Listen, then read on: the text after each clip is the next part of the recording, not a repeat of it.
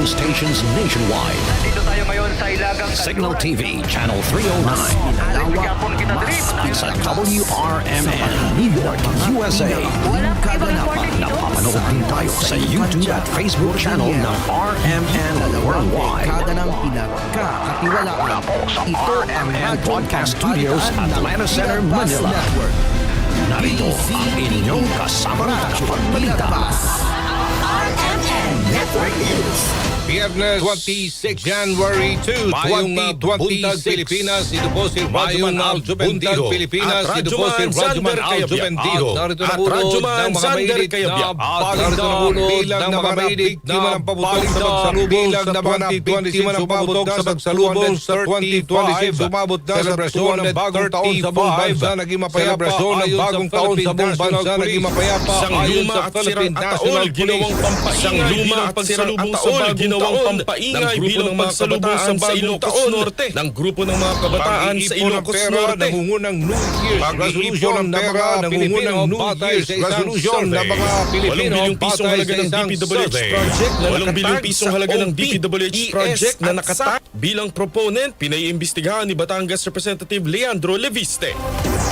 Ilang aktibidad malapit sa bulkang Mayon ipinagbawal na matapos itaas sa Alert Level 2 ang bulkan dahil sa pagdami ng rockfall events.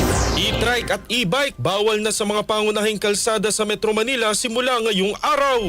At para sa RMN IFM Year-End Report, ating balikan ang pinakamalakas na lindol na yumanig sa bansa noong 2025. RMN Network News. Alas 7:07:03 ng umaga, detalye po ng ating mga balita. Naging mapayapa sa pangkalahatan ang selebrasyon ng bagong taon sa buong bansa. Ayon sa Philippine National Police, walang naitalang casualties at wala ring major crimes sa kasagsagan ng pagsalubong sa bagong taon. Batay sa datos ng PNP, simula December 31, 2025 hanggang kahapon, Enero 1, January 1, 2026, nakapagtala ang PNP ng 900 firecrackers-related incidents kung saan higit 400 ang nasugatan. 29 naman ang naresto sa mga operasyon kung saan halos 100,000 iligal na paputok ang nakumpiska. Bukod sa seguridad para sa pagsalubong ng bagong taon, tuloy-tuloy rin ang mga anti-crimes operation ng PNP kung saan 100 individual ang naaresto dahil sa mga kasong may kinalaman sa iligal na droga, illegal gambling at may mga outstanding warrants. Habang walang naitalang major crimes gaya ng murder, rape at robbery. RMN Network News. Diyan po sa Ilocos Norte, isang luma at sirang ataol ginawa pong pampaingay bilang pagsalubong sa bagong taon ng grupo ng mga kabataan sa San Nicolas, Ilocos Norte. Kasama natin sa balita sa Idol Lawrence Martinez ng IFM Lawag. Napagkatuwaan ng mga grupo ng mga kabataan sa Barangay 15 San Jose, San Nicolas, Ilocos Norte na imbes na boga, paputok at yero ang gamitin sa pagpapaingay sa bagong taon ay naging ataol. Sa video ay makikita na hinila nila ang sira at lumang ataol gamit ang kolong-kolong at ipinarada sa mga karatig barangay. Sa Barangay 15 San Jose, nakapaloob ang San Nicolas Public Cemetery na posibleng dito rin nila kinuha ang ataol para gawing pampaingay. Ngunit ang lahat ng sobra ay may kapalit sapagkat nahuli sila ng San Nicolas Municipal Police Station at kinumpiska ang nasabing ataol. Marami naman ang nagalit na netizens sa grupong ito ng mga kalalakihan at sinasabi nila na wala silang respeto at hindi na nakakatuwa ang kanilang ginawa. Sa ngayon ay sinusubukan natin kunin ang kanilang pahayag kung bakit nila ito ginawa. Kasama mo mula dito sa IFM Lawag, Idol Lawrence Martinez, Tatak RMN. RMN Network News.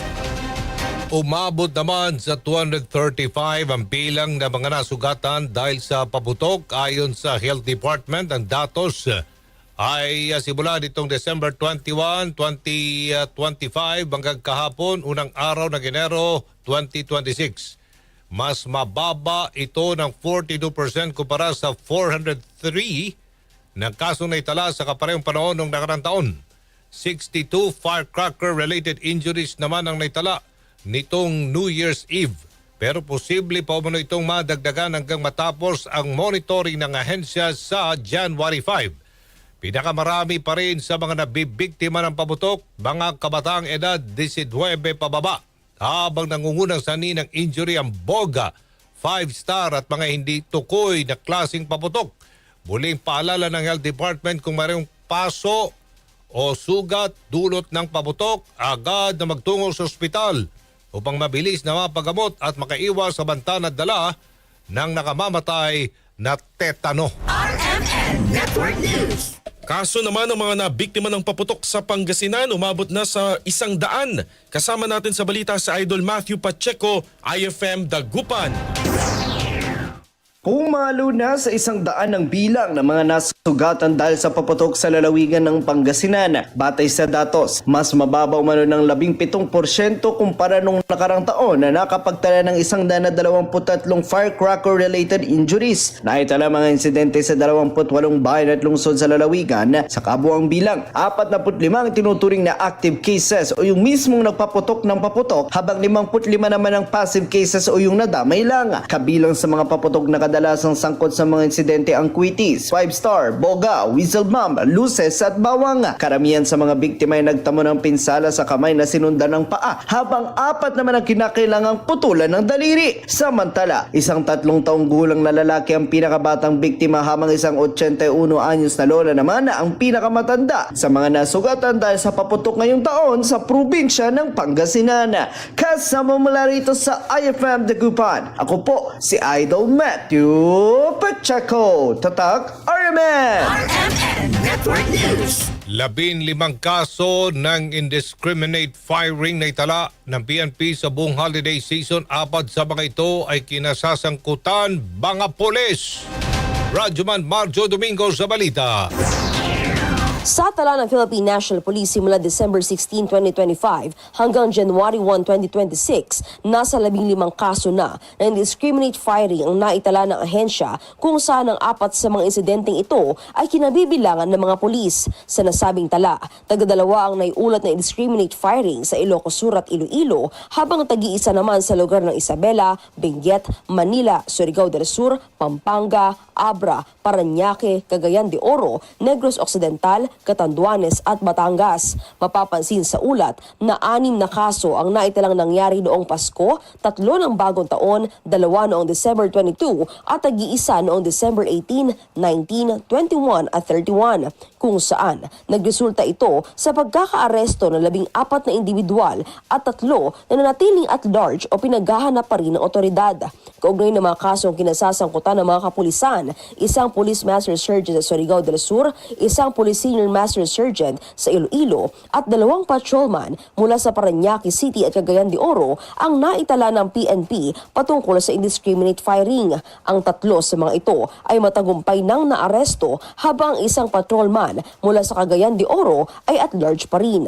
Matatandaan na nagbigay ng babala si Acting PNP Chief Lieutenant General Jose Melencio Retates Jr. na mahaharap sa kasong kriminal at administratibo, pati na rin ang pagkakatanggal sa serbisyo ang sinumang PNP personnel na irresponsableng gagamit ng kanilang mga baril sa buong pagdaos ng holiday season. Kasama mo sa DZXL RMN Manila, Radyoman Marjorie Domingo, Tatak RMN. RMN Network News. RMN Flash Report. May flash report si Radyoman Jul Di Mapalaw ng RMN Cotabato. Jul, ano yan?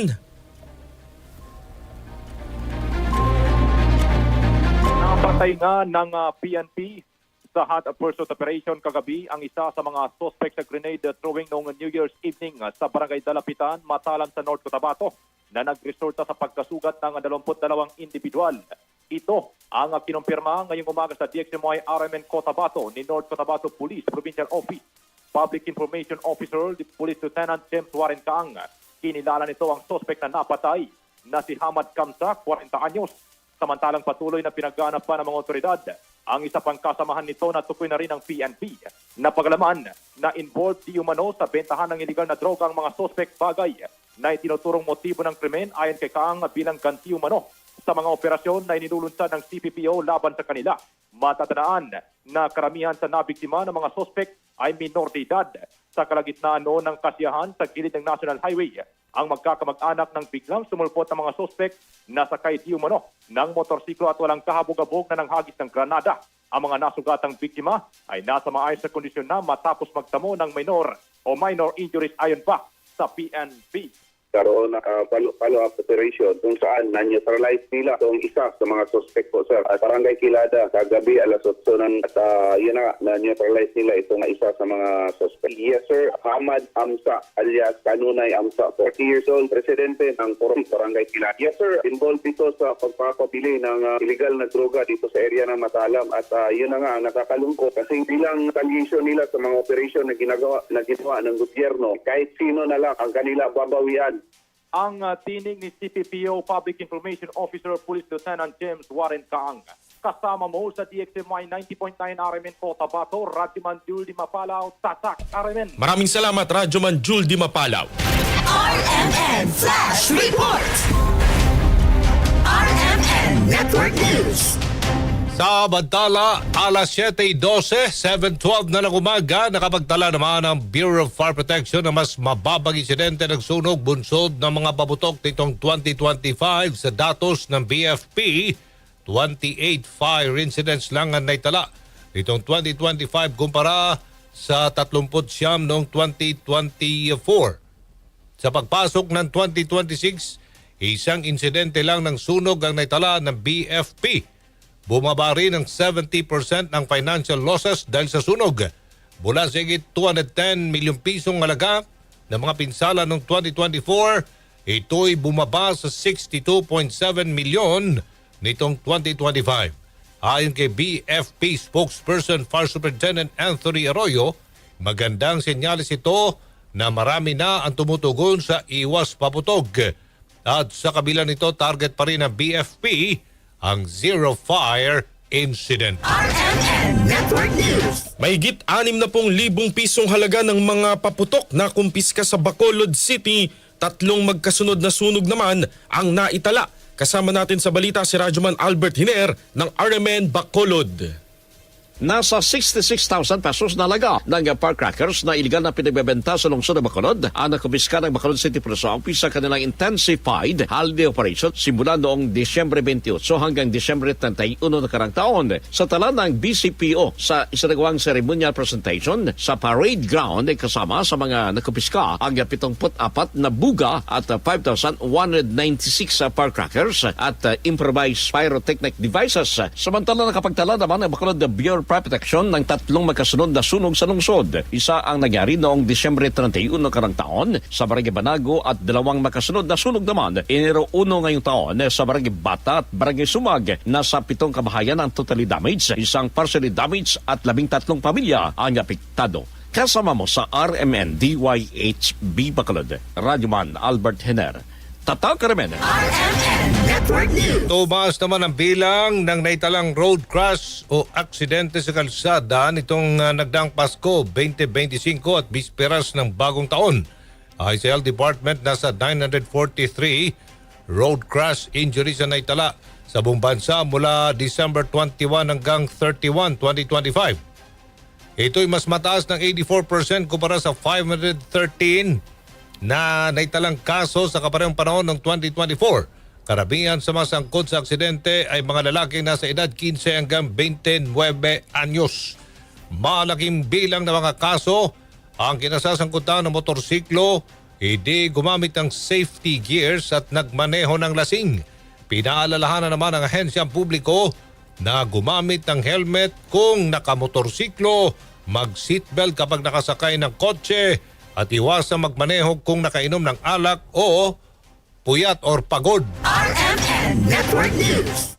Ang pag-iipon ng pera ang numero 1 New Year's resolution ng mga Pilipino. Batay po sa survey ng WR Numero Research, 38% ang nagsabing pag-iipon o pag-iimpok ng pera ang kanilang New Year's resolution. Sinundan po yan ng pagiging mas maalaga sa kalusugan, 37%, at paghahanap ng mas magandang trabaho o pagkakakitaan, 28%. Marami rin ang nagsabing maglalaan sila ng oras kasama ang pamilya, magsisimula ng negosyo at magiging positibo o masaya sa buhay.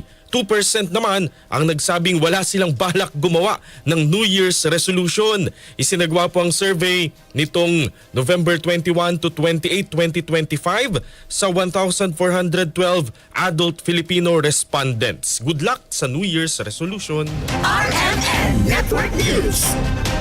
Ilang baybayin sa Pangasinan dinagsa sa unang araw ng 2026.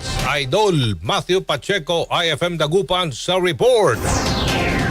Sa dagat agad ang takbo ng karamihan sa Pangasinense na sinamantalang medyo makulimlim na umaga sa unang araw ng taong 2026. Nadat na ng IFM News Dagupan ng mga beachgoers sa bayan ng Lingayen na kanya-kanyang pwesto na sa baybayin para mag-almusal, mag-ehersisyo at pumasyal kasama ang pamilya. Ang ilan naman, piniling sa dagat igugol ang pagbabakasyon at ituloy ang kasiyahan bago bumalik sa trabaho o eskwela. Hindi rin magkamayo ang mga sheds at espasyo sa Tondaligan Beach sa Dagupan City na dinayo rin ng mga beachgoers mula pa sa ibang bayan. Sa parehong lugar, may mga nakaantabay na lifeguards upang tiyakin ang kaligtasan ng mga naliligo at mabisuhan na huwag lumayo upang hindi malunod. Bahagi ito ng mga hakbang upang makamit ang zero untoward incident sa mga baybayin. Kasama mula rito sa IFM Dagupan, ako po si Idol Matthew Pacheco. Tatak, RMN! Bawal muna ang anumang aktibidad malapit sa Bulkang Mayon matapos na itaas ng PHIVOLCS ang Alert Level 2. Sinabi ni Albay Governor Noel Rosa, mahigpit na ipatutupad ang no human activity sa loob ng 6-kilometer radius permanent danger zone. Bawal din muna ang lahat ng uri ng sasakyan paglampas ng bisinidad ng Kagsawa Ruins sa Daraga. At ipinagbabawal din ang pagbisita sa Mayon Skyline sa Tabaco. Nagpatupad din ng no-fly zone malapit sa bulkan. Una nang sinabi ng PHIVOLCS na tumaas ang rockfall events sa Mayon nitong nagdaang 2 buwan, kung saan nito lamang December 31 ay nakapagtala ng 47 rockfall events. Alas 7:18, 7:18 ng umaga. Nagbabala ang Philippine Space Agency sa pagbagsak ng debris mula sa rocket launch ng China. Ay sa PhilSA, inilunsad ng China ang Long March 7A rocket nito mula sa Wenchang Space Launch Site sa Hainan nitong December 31, 2025. Inaasang babagsak ang debris nito sa Ilaga, Luzon, partikular na sa 83 kilometers northwest ng Burgos, Ilocos Norte at 124 kilometers west ng Dalupiri Island sa Cagayan. Posible rin itong bumagsak sa 118 kilometers northeast ng Santa Ana sa Cagayan at 140 kilometers east ng Camigen Norte sa Calayan, Cagayan. Kaugnay diyan, pinaalalahanan ng PhilSA at ng Philippine Coast Guard ang sino man makakakita sa debris na huwag itong lalapitan o hahawakan at agad na report sa mga otoridad. Network News.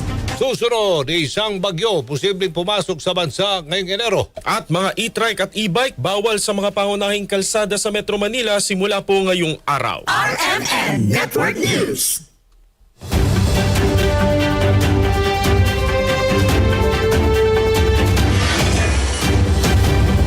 May budag Pilipinas sa ito po si Dalawang foreign nationals ang kasama sa mga naaresto ng mga otoridad. Commission on Elections nangangamba. Narito ang ulo ng mga mainit na balita. Ako si Xander Kayabyab, magbabalik ang RMN Network News.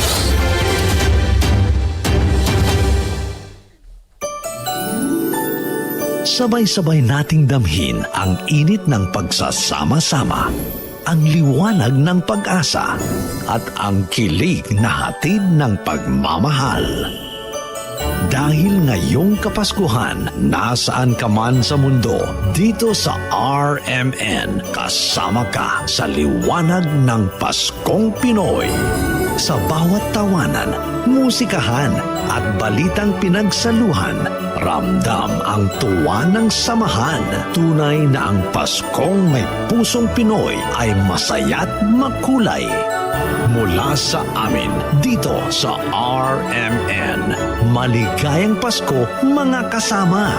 Mas masigla ang pagdiriwang dahil kasama ka sa liwanag ng Paskong Pinoy. RMN Network. Network News. Isang bagyo ang posibleng pumasok o mabuo sa loob ng Philippine Area of Responsibility ngayong Enero. Ayon sa PAGASA, ang potensyal na bagyo na maaring tumama sa bansa sa unang buwan ng taon ay maaring maglandfall malapit sa Eastern Visayas o sa Caraga. Sa kabila nito, wala pa namang namomonitor sa ngayon na sama ng panahon. Samantala, inilabas na rin ng PAGASA ang listahan ng mga pangalan ng mga bagyo na inaasahang papasok sa bansa. Kabilang dito ang Ada, Basyang, Kaloy, Domeng, Esther, Francisco, Gardo, Henry, Inday, Josie, Quiapo, Luis, Maymay, Neneng, Obet, Pilandok, Queenie, Rosal, Samuel, Tomas, Umberto, Venus, Waldo, Yayang at Zeni. At kung sakaling lumagpas sa 25, may nakahanda ring pasobra, auxiliary names. Ito po yung Aguila, Bagwis, Chito, Diego, Elena, Felino, Gunding, Harriet, Indang at Jessa. Alas 7:22 na ng umaga, patas na presyo ng Palay Farm to Market Road Projects at pagpapalawig ng 20 pesos na bigas, pangunahing hamon ng DA ngayong 2026. Radyoman Lestor Aler sa balita. Lestor. RMN Live Report. Kasama ang Aljo, inihayag ni Agriculture Secretary Francisco Chu Laurel Jr. Pangunahing hamon ng kanilang ahensya ngayon 2026 ay ang pagpapanatili sa patas na presyo ng palay, pagpapabilis sa pagpapagawa ng farm-to-market roads at pagpapalawak ng 20 pesos na bigas. Ayon sa kalihim na mahalaga ang mga ito upang mapili ang produksyon ng bigas, mapatiling abot kaya at mapahusay ang market access para sa mga magsasaka. Sa pagpapanatili ng patas na presyo ng palay at pagsuporta sa mga lokal na magsasaka, magpapatuloy pa rin ang pagbili ng DA sa National Food Authority o NFA sa darating na anihan sa tag-araw sa presyong 17 pesos para sa basang palay at 21 pesos naman sa tuyo. Samantala, ayon pa rin sa Agriculture Department na sa pagpapalawak naman ng 20 pesos na bigas, kinakailangan ng sapat na imbak na supply, episyenteng logistics at mahigpit na koordinasyon sa mga LGU upang maiwasan ang pagkakatala ng mga supply at mga butas upang makamit ang target na 50 million na families o 60 milyong mga Pilipino na makabili ng murang bigas. Giit ng kalihim na handa sila sa pagpapalawig, pero madaling aniya sabihin kaysa sa gawin na. Pagdating naman sa farm to market road ay araw-araw nakikipagpulong ang DA upang paghandaan ang implementasyon dahil sa mahigpit na timeline. Sinabi ng kalihim na ito ang kanilang tunay na hamon dahil magsisimula aniya ang kagawaran mula sa 0 hanggang sa 100. Aniya nais ng DA na magawa ito ng maayos, transparent, walang katiwalian at gagawin ang proyekto sa tamang pamantayan ng kalidad at katatagan. Kumpiyansa naman ang kalihim na magagawa nito ang proyekto ng 20% na mas mababa kumpara noong nakaraang taon at palalawigin ang access sa merkado sa mas maraming taniman sa buong bansa. Kasama mo sa DZXL RMN Manila, Radyoman Lestor Aler, Tatak RMN. Maraming salamat, Lestor Aler. RMN Network News. Atensyon sa mga motorista, asahan po ang bawas presyo sa mga produktong petrolyo sa susunod na linggo. Yan po ang kinumpirma sa DZXL News ni Department of Energy Oil Industry Management Bureau Assistant Director Rodela Romero. Batay sa 3-day monitoring ng kanilang tanggapan, posible ang 50 sentimo per liter na price rollback sa gasolina. May kakarampot din na rollback sa diesel na posibleng umabot lamang ng 15 centavos at 20 centavos naman per liter ang posibleng ibawas sa presyo ng kerosene. Nitong huling linggo ng taon, nagpatupad ng taas presyo ang mga oil company maliban sa gasolina na walang naging paggalaw. Sa Batala, pinaiimbestigahan ni Batangas 1st District Congressman Leandro Leviste ang listahan ng 75 na mga proyekto ng DPWH na may budget na 8 billion pesos na nakatag sa OP, ES at SAP bilang proponent. Ito'y mula po sa files ni yumaong DPWH Undersecretary Catalina Cabral para sa 2025 DPWH National Expenditure Program. Ang kay Leviste, 60% dito'y flood control o slope protection habang 40% ay roads at streetlight projects. Pinakamalaki anyang 300 milyong pisong streetlight project sa Tagaytay-Nasugbu Highway na sakop ng kanyang distrito. Iginawad ito sa New Rich General Contractor Services and Trading Company Inc. sa halagang higit 280.8 milyon piso o 233,624 bawat street light. Wow! Isa sa pinaka-overpriced na proyekto sa unang distrito ng Batangas. Gano'ng kamahal? Samantala, bagamat kahawig na ng mga acronym na Office of the President, Executive Secretary, Special Assistant to the President, hindi umano niya alam kung sino talaga ang OP, ESAP na nakatag na proponent ng mga proyekto. Muli namang hinimok ng kongresista ng DPWH na ito na mismo ang maglabas ng lahat ng file sa publiko sa pinakamaagang panahon upang mapawi ang mga spekulasyon. Mayroon itong itinatago. At sa kaugnay na balita, pinabulaanan ni Special Assistant to the President Antonio Lagdameo Jr. ang mga akusasyong nagdadawit sa kanyang opisina sa mga proyekto ng DPWH. Kasunod dito ng isinapubliko ni Batangas Representative Leandro Leviste na listahan ng 8 billion pesos na halaga ng DPWH project na nakatag sa OP, ES, SAP bilang proponent. Paglilinaw ni Lagdameo, hindi implementing agency ang Office of the Special Assistant to the President o OSAP at wala itong line item authority sa internal budget listing ng DPWH. Dagdag pa ni Lagdameo, handang makipagtulungan ang OSAP sa anumang investigasyong nasa tamang forum at sumusunod sa due process. RMN Network News. Sentimiento ng mamamayan dapat pakinggan ni Pangulong Ferdinand R. Marcos Jr. sa kanyang pagbusisi sa 2026 National Budget. Radyoman Grace Mariano sa balita. Nananawagan si Ako Bicol Party List Representative Alfredo Garbin Jr. kay Pangulong Ferdinand Bongbong Marcos Jr. na pakinggan ang sentimiento ng mamamayan kaugnay sa ginagawa niyang pag-review sa 2026 National Budget. Ayon kay Garbin, maaaring gamitin ng Pangulo ang veto power nito kaugnay sa apela ng taong bayan laban sa anumang uri o forma ng pork barrel sa pambansang budget. Sabi ni Garbin, nasa kamay na ni Pangulong Ferdinand Marcos ang kapalaran ng 2026 national budget at may paraan para alisin sa budget ang mga hindi karapat-dapat na items. Dagdag pa ni Garbin, maaari ding maglabas si PBBM ng kautusan sa Department of Budget and Management para ipatupad ang pambansang pondo sa mas mahigpit na proseso. Binanggit ni Garbin na maaaring paliitin pa ang unprogrammed fund na siya namang mapagkukunan ng alokasyon para sa mga batas na magiging epektibo ngayong taon. Kasama mo sa DCXL, RMN Manila, Radyoman Grace Mariano, Tatak RMN. RMN Network News. Sa ilalim sa paraffin test ang live-in partner ng pumanaw na si Dueñas Iloilo Vice Mayor Aimee Paz Lamasan. Sinabi ni Iloilo City Police Chief Captain Jeffrey Delgado, ang live-in partner nito ang tanging kasama ng Vice Mayor ng aksidente umano nitong mabaril ang sarili noong Disyembre at 30. Kaya nagpadala na sila ng request para dito. Hindi rin naman isinasantabi ng PNP ang posibilidad na may iba pang anggulo sa accidental firing. Batay sa paunang investigasyon, nag-aayos umano ng gamit si Lamasan sa kanyang bahay at itatago na sana ang isang 9mm pistol, subalit bigla umano itong pumutok at tinamaan siya sa tiyan. Naisugod pa sa ospital ang Vice Mayor, subalit pumanaw din noong Disyembre at 31.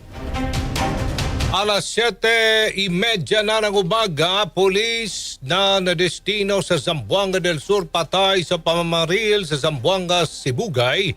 Isa pang pulis na tagpuang patay naman sa loob ng presinto sa Zamboanga del Sur. Radyoman Mar Alawan, RMN Pagadian sa balita.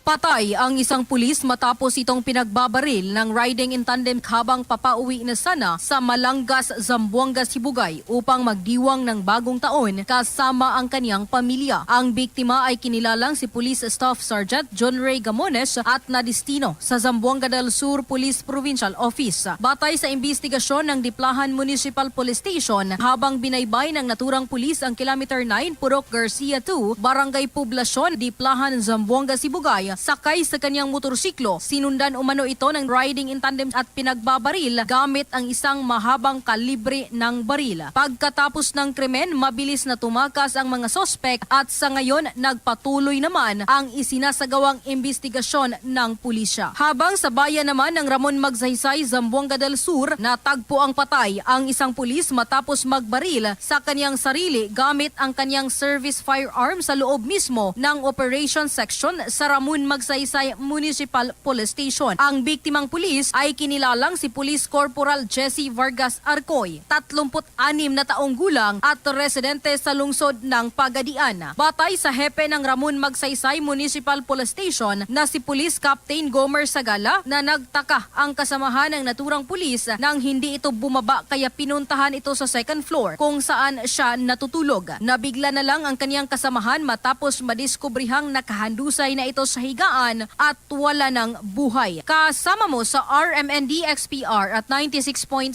IFM Pagadian, Radyoman Mar Alawan, Tatak RMN.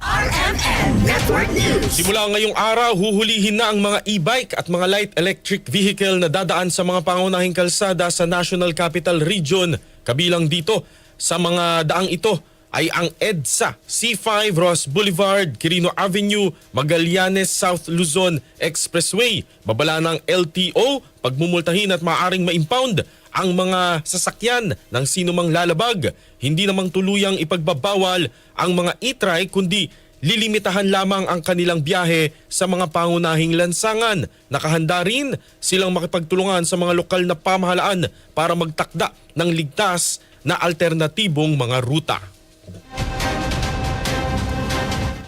7:33 ng umaga, dinagsa naman ng mga mananampalataya at deboto ang misa sa Quiapo Church ngayong unang Biyernes ng taong 2026.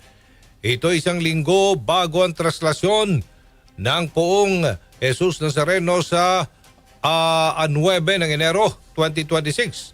Ilan sa mga dumalo sa misa ay sa labas na lamang nakinig ng misa kung saan ay sila ginagabayan ng mga hijos del Nazareno. Una nang inanunsyo ng pamunuan ng Quiapo Church ang ilang mga aktibidad sa traslasyon 2026 at bukas ng hapon ay isasagawa ang pagbabasbas ng mga replika ng poong Jesus Nazareno. Tuloy-tuloy rin ang ginagawang novena masses hanggang January 8 at ang pahalik ay gagawin sa January 5 sa Quirino Grandstand habang sa January 9 ang traslasyon ng poong Jesus Nazareno. Zero vendor policy patutupad naman bukas sa paligid ng Quiapo Church sa Maynila kasabay ng pagbabasbas ng mga replika ng Jesus Nazareno. Kasama natin sa Maynila si Radyoman Eman Mortega. Boss Eman. Radyo Manaljo, tama nga kayo dyan, inanunsyo nga ng lokal na pamahalaan ng Maynila na may quick na ipapatupad yung zero vendor policies na gagawin pagbabasbas ng mga replika ng pong Jesus Nazareno. Bukas yan, January 3, 2026. Ayon kay Hawkers Manila Director Rafi Alejandro, ikakasala sa aming polisiya sa bahagi ng Villalobos Street at Estero Segado sa may Barangay 306. Magsasagawa rin ng clearing operation para matanggal lahat ng tagabang sa kabaan ng Carlos Palanca Street malapit man sa may simbahan. Bukod dito, maaga rin sasagawa yung flushing activity sa Villalobos Street at Plaza Miranda upang masiguro naman yung kalisan sa pagsisimula nga ng naturang aktibidad. Asahan naman yung pagsisikip ng usad ng trapiko sa paligid ng simbahan ng Quiapo. Bukas yan, lalo at inaasahan na manatili mga may bitbit na replika sa Carriedo, Villalobos, Carlos Palanca, Quezon Boulevard, MacArthur Bridge, Avenida at Recto Avenue. Mahigpit na seguridad naman ang ilalatag ng Manila Police District para sa kaayusan, kapayapaan at kaligtasan ng mga makikibahagi ng pagbabasbas ng replika ng Jesus Nazareno. Kasama mo sa DCXTL RMN Manila, Radyoman Eman Mortega, Tatak RMN. Maraming salamat, Radyoman Eman Mortega. RMN Network News. Nakauwi na sa bansang 35 OFW na biktima ng illegal recruitment at human trafficking sa Cambodia. Ayon sa DMW, dumating ang mga OFW Overseas Filipino Workers sa pamamagitan ng 3 batch sa Ninoy Aquino International Airport noong December 31, 2025 mula sa Phnom Penh, Cambodia. sa mga ni repatriate na OFW. Sinabi ng DMW na 34 dito'y biktima ng human trafficking habang ang isa ay OFW na pinalaya matapos makulong dahil sa kasong money laundering. Tiniyak naman ng Department of Migrant Worker o DMW ang agarang tulong pinansyal at welfare support para sa mga naturang mga Pilipino. Samantala muli namang nagpaalala ang ahensya sa mga Pilipino na maging mapanuri laban sa mga fraudulent o itong mga mapanlinlang na alok na trabaho abroad, lalo na sa mga trabahong kumakalat online. September 30, 2025, habang ang karamihan sa mga Cebuano ay mahimbing na natutulog, biglang yumanig ang magnitude 6.9 na lindol. Maraming mga bahay ang nawasak, libu-libong residente ang apektado at may mga buhay na nawala.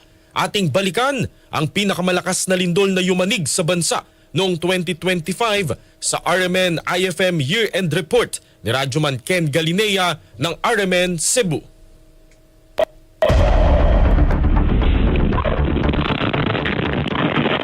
Setyembre 30, araw ng Martes, alas 9:59 na ng gabi at karamihan sa mga residente ay natutulog na nang gulantangin ng malakas na magnitude 6.9 na lindol ang Northern Cebu. Tumama ang epicentro dito sa 19 kilometers sa katubigan ng Bogo City at may lalim na 5 kilometro. Ayon sa Philippine Institute of Volcanology and Seismology o PHIVOLCS, ang Bogo Bay Fault ang gumalaw, isang bagong diskubering fault line na hindi agad natukoy dahil nasa ilalim ng dagat at hindi gumalaw sa loob ng 400 na taon. Ito na ang pinakamalakas na naitalang lindol sa Northern Cebu at pinaka-nakamamatay sa Pilipinas simula noong 2013.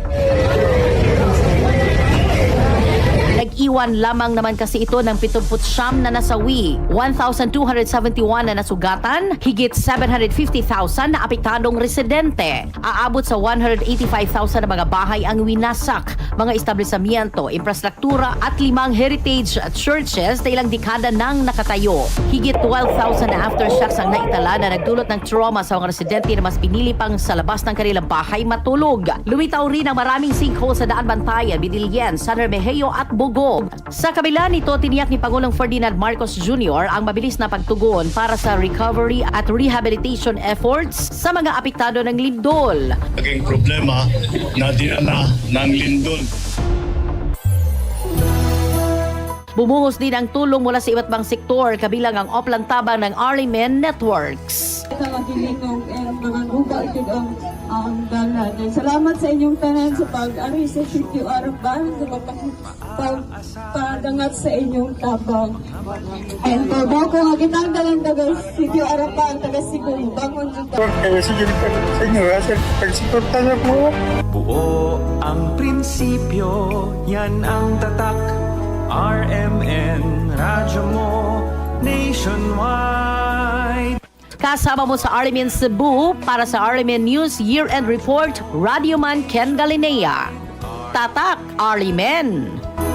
Radyo mo, nationwide. RMN Entertainment News. Maha Salvador at Rambo Nunez ni-reveal na sa publiko mukha ng kanilang anak sa unang pagkakataon. Report mula kay Alex Furaque. Sa unang pagkakataon ay nireveal na sa publiko ng mag-asawang Maha Salvador at Rambo Nunez ang mukha ng kanilang baby na si Maria. Ito'y matapos ibahagi ni Maha sa social media ang larawan ng kanilang panganay ni Rambo. Ni minsan kasi ay hindi pa nagbahagi sina Maha at Rambo ng picture ng kanilang anak, nakita ang mukha nito simula ng isilang noong June 2024. Dahil kapag nagpo-post ang mag-asawa ay palaging nakatalikod o may takip ang mukha ng bata.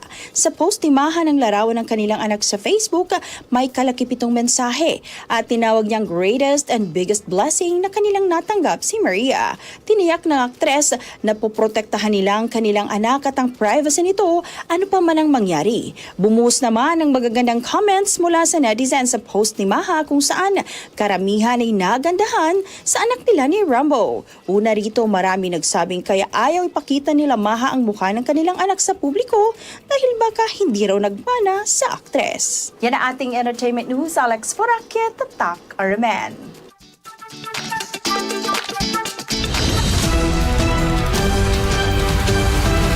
RMN Network News. At sumayin niyo po ang mga nangungunang mga balita. Ito si Radyoman Aljo Bendijo. Radyoman Zander Kayabyab. Mula sa RMN Broadcast Studios, Atlanta Center, San Juan, Metro Manila, Mayong Buntag, Pilipinas.